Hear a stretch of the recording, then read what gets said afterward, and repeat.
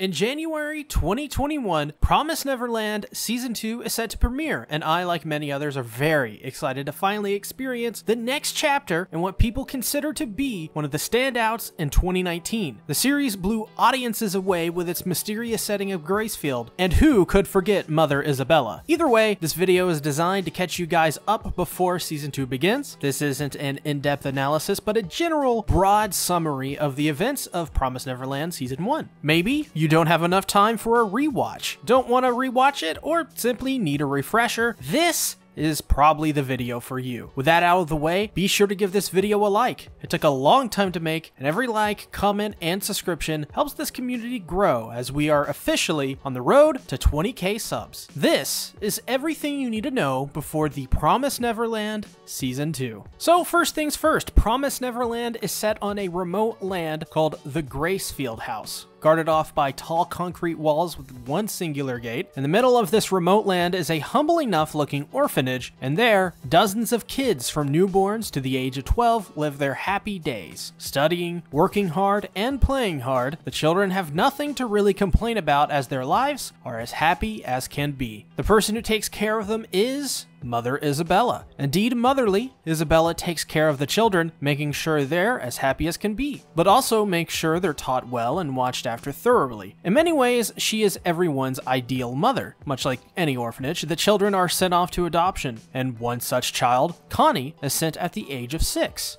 12 being the maximum age before they are sent off. Told by Isabella to never go to the gate in the forest, Connie is one of the lucky ones to finally be able to see what lies beyond the gate. But, sadly, Connie forgets her prized plushie, and so Emma and Norman go to the gate to give Connie back her plushie. Instead of seeing Connie one last time, they instead see the dead body of Connie with a flower sticking from her chest. Not only do they see Connie's body, but they also see Mother Isabella working with what looks to be like some sort of alien. Shocked, they run off and immediately decide to escape Gracefield to claim their freedom. Promised Neverland Season 1 is a 12-episode series, and much like every anime we have covered in this series so far, links are in the description below. It is split up into 2 arcs. Episodes 1 through 3 are called the Introduction Arc, and 4 to 12 is the Jailbreak Arc. Let's continue on with the Introduction Arc. Emma and Norman, after figuring out the truth behind Gracefield, have to act as if they know nothing and keep their cool. Not wanting to reveal what they know, they decide to investigate Gracefield further to get a better grasp of the situation. Though that doesn't come as easy to Emma, as she considered Connie a great friend and feels she was deeply betrayed by Mother Isabella, and gets even angrier at her as Isabella continues on as if nothing ever happened. But, much like Isabella, they too must hide their true feelings behind a smile. But even so, they aren't exactly safe just yet. The bunny left behind at the gate was found by Isabella, and she knows one of the kids was behind it. But this leads Norman to believe that, even if she does know, Norman and Emma may be too valuable to kill just yet. This is revealed later on as the children are perfectly ripe,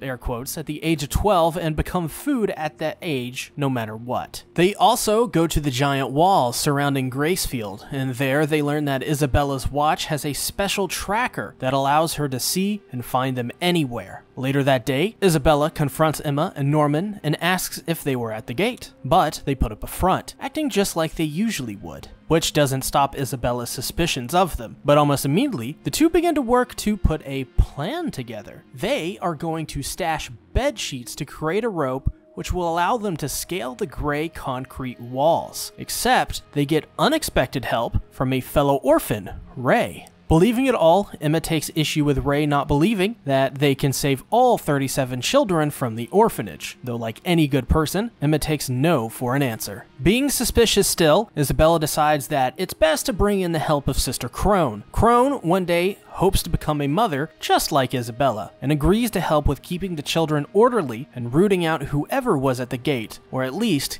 keeping them long enough to get them to their expected ship dates. Crone, though, is, as they say, unhinged, keeping a doll with her that she has seemed to batter and abuse over the years. She as well as freakishly athletic. Though while this is happening, Emma, Norman, and Ray decide to figure out how to identify the tracking devices. Seeing a new addition, an infant, they find a red bump in the child's ear and agree that this must be the tracking device. They are able to confirm this as they all have this same bump in their ears. Now one step closer to their ultimate goal, they decide to start training themselves and the other kids by playing games of tag with Sister Crone. While most are either found or simply cannot outrun Crone, she doesn't actually win and runs out of time as Ray announces her loss. After this, it's revealed that Crone has figured out that Emma, Norman, and Ray are working together and thus uses Gilda as a means to spy on them and report back information. This ends the introduction arc and begins the jailbreak arc, which takes us from episode 4 all the way to the end of season 1.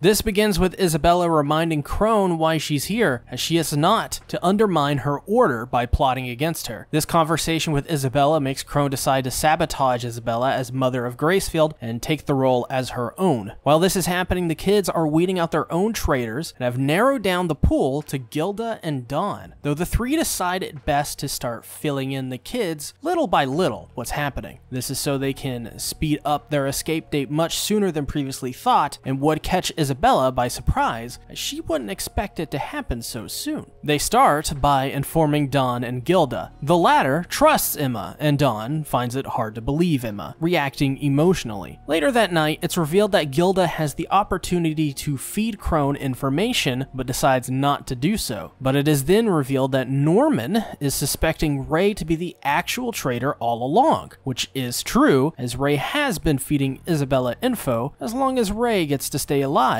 until the maximum time allowed and gets bits of junk and odd items he wishes for. Though Ray agrees to work with them, and Norman agrees on the promise that Ray will become their own counter spy. Later that day, Ray talks to Isabella, and there he indeed decides not to sell out the others, but instead relays that Sister Crone is the real threat. This leads Dawn and Gilda to search for a secret room in Isabella's office, which was discovered by Ray, Norman, and Emma. It is revealed that this room is the secret room Isabella uses to contact HQ and relay important information back and forth. But as soon as they go to open the door, someone else opens the room to the office. It's none other than the best boy, Big Daddy Phil. Yeah. This leads to Dawn stealing Isabella's key, as Emma and the others haven't told anyone that they are using them for food. While exploring further, they even find various stuffed animals, including Connie's. In the library, they discover a handful of books with secret messages left by one William Minerva. While the messages are in Morse code, they spell out that Gracefield is indeed a human farm. This is where they reveal the truth of Gracefield to the others, who are shocked by what they are hearing. With Ray's shipping date near, Sister Crone catches them planning their escape, and surprisingly, she wants in on the plan. Her idea is that if the children escape, they will remove Isabella from her position and give it to Sister Crone. This begins their strange alliance, as the two sides benefit greatly. This is where we learn that, much like the kids, they as well have tattoos. This is because at the age of 12, if they are chosen, they have the choice to live and become mothers and or sisters. This means that both Isabella and Crone were at one point just like Emma, Ray, and Norman. But the trade-off is that if they ever decide to leave the farm, their hearts would stop working, as they are implanted with a device that can stop their hearts completely. But Crone gets the news. She's been promoted a mother on another farm. Going to meet Isabella and grandmother for their promotion, she has a flower implanted in her and a demon eats her. This leads Isabella to lock Ray in a room, as she's figured it all out and is on the prowl for Emma and Norman. Confronting them, Isabella tells them to give up so that they can live out the rest of their lives peacefully. For 10 years, Isabella has put on a fake smile every day. 10 years. Uh-huh. That's how long we've been living together. But this is the first time we've talked without any of us acting. And now that the real her has come out, she simply wants them to stop resisting. This leads Emma to grasp onto Isabella as a way to let the others escape. But instead, Isabella breaks Emma's leg and then informs Norman's ship date is soon. As Emma heals and their plans ruined by Isabella and Norman's shipping date in just a day, Norman decides to move on and pursue the plan anyways. But in a meeting, they want to try again soon so that Norman won't die. But Norman disagrees and wants Emma to quick heal up before they attempt another escape. Both Ray and Emma in unison disagree, but there isn't much they can do about the situation. They propose a plan for Norman to deactivate his tracker and hide until Emma heals. Agreeing to the plan, he goes to escape with the rope they create, but the two are surprised when it's revealed Norman didn't escape. He actually came back. The reason is because he couldn't escape, as the farm is surrounded by a deep cliff all around it, making escape impossible in the way that they had hoped to achieve. But he reveals important information about the farm. They are connected, much like a hexagon, as he was able to run around the farm. Sadly though, Norman refuses to join them any further and has to accept his fate. When they are saying their goodbyes to Norman, Isabella threatens Emma's life as she is to interfere again. Now on their way, together Isabella and Norman have a discussion, and Norman asks Isabella if she's truly happy. Shocked by the question, she quickly regains her composure and expresses she is, because she was able to meet someone like Norman. As Norman walks in, we see his shocked expression, and that's it. Down in the dumps and completely unmotivated, Ray is tired and gives up, and even the most hopeful of them all, Emma, has as well lost hope. But in a somewhat shocking turn of events, Isabella offers Emma the path herself and Crone had taken years prior, and that is to become a mother. Emma, though, stubbornly refuses to do so, and Isabella practically damns her to hell. Fine then. You can writhe in agony as you await your end. You'll never be able to escape.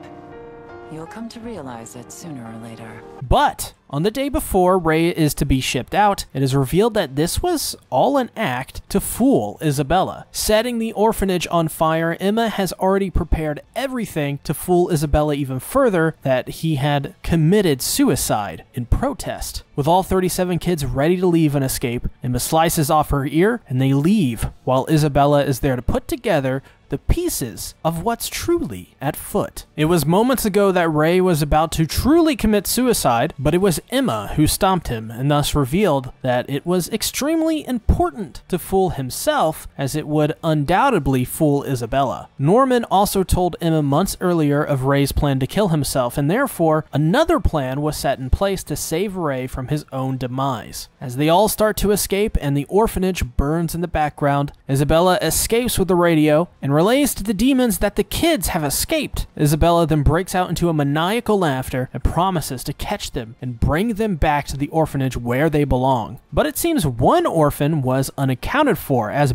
Big Daddy Phil tugs on Isabella's dress, or so you think, because Phil is in on the plan and agrees to stay with Isabella along with every other orphan under the age of 4. He is in charge of training the next batch of kids to escape in the meantime. While the demons are ready at the gates to block the children from escaping, they had already planned for them being there and instead zipline into a clearing into the forest below them. As the last person to cross, Emma defiantly crosses the zipline and leaves behind Mother Isabella. In a shocking image, Isabella undoes her hair, leaving it to flow in the wind. And then a flashback plays to a time long, long ago when we see a young Isabella who has a crush on a boy named Leslie. He would play the lute, and he wrote a song that she memorized for all of her life. And this is where we learn that Isabella was pregnant with none other than Ray. At the end of the day, Isabella is happy that the children she raised rebelled against the system and are now free and safe from danger. For now. Season 2 of Promised Neverland is shaping up to be one of the most looked forward to anime by not only the anime fandom as a whole, but as well people outside of the fandom. And while the manga after the jailbreak arc has been considered to not be as consistently good, we can only wait in anticipation and judge it by its own merits when it actually is released. So,